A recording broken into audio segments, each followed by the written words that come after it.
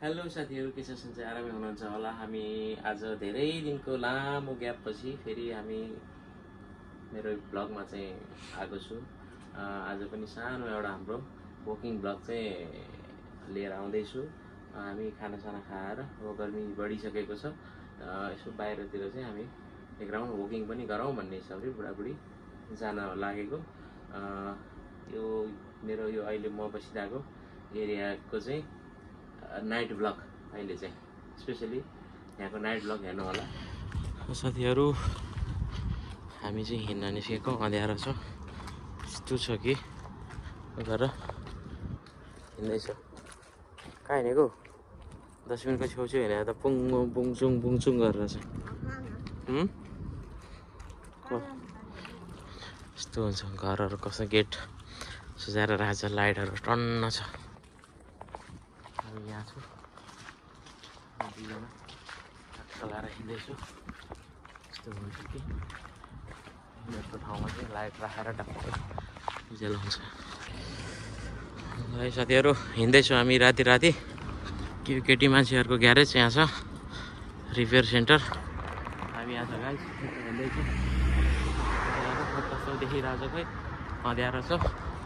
अँध्यारोमा भए पनि ठिकै छ। यो चाहिँ गएर चाहिँ टन्नै गाडी पार्क गरेको छु बाटोभरि। हजुर, हामी यहाँबाट हिँड्दैछु। अहिले चाहिँ शीतल भएको छ होइन, हावा चलिरहेछ। एउटा टुई रातिमा चाहिँ हिँडिरहेको छु। तर के छ कस्तो छ भन्ने कुरो भइरहेको छैन। यहाँ प्रपर स्कुलहरू टन्न छ, उज्यालो छ। तर कसरी हुन्छ भने हामी टुई हिँडिरहेको छु यसरी चाहिँ। हजुर, हामी यहाँनिर आइपुग्यो। यो खोलामा हिँड्ने बोट छ यहाँ नजिक, त्यो चाहिँ देखाउनु गइरहेको छु तपाईँहरूलाई। कस्तो हुन्छ भन्दाखेरि यहाँ छ इन्जिन भनेको यो दुईवटा, यहाँ पछाडिपट्टि यो ढक्रक्क भरेको हुन्छ, यो बोट भइहाल्यो। यहाँ माथि स्टेरिङ हुन्छ। यस्तो चाहिँ हुन्छ गाइस। तर म पनि चढेको छैन है, यस्तो चाहिँ कस्तो हुन्छ भनेर। ओके, पुलको छ। हामी चाहिँ यतातिरबाट सर्टकट बाटो लाग्छौँ फेरि। त्यही छ परदेशीको जिन्दगी। हिँडिरहेको छ, धुलो छ, माटो छ, त्यो गर्दै हिँडिरहेको छु। यहाँनिर चाहिँ कस्तो छ भन्दाखेरि यहाँ यस्तो छ लाइट, तर लाइट टन्न हालेको छ होइन, देखाएको छ। यस्तो सजाएर राखेको छ कि लाइट हालेर के होला। यस्तो चाहिँ सबै हाम्रो ठाउँमा पनि यस्तै गऱ्यो भने चाहिँ बहुत राम्रो हुने थियो कि।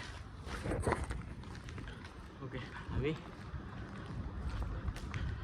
आजको वकिङ यस्तो छ कि हिँड्दैछु, उज्यालो छ। तर यहाँनिर चाहिँ यो ठाउँमा चाहिँ यस्तो पानी नपर्ने ठाउँमा यो बयरको बुट्टा छ। यो चाहिँ यत्रो ठुलो बयरको बुट्टा, यहाँ पनि यत्रो बयरको रुख छ। यो बयरको रुख यति पाक्छ कि यति पाक्छ, यत्रो ठुलो छ हेर्नु त। यो बयरको बुट्टा चाहिँ पानी नचाहिने रहेछ, केही नचाहिने, क्या ऊ राम्रो हुने रहेछ। त्यसले गर्दा यता हेर्नु त कस्तो लाइट हालेको छ, दामी छ।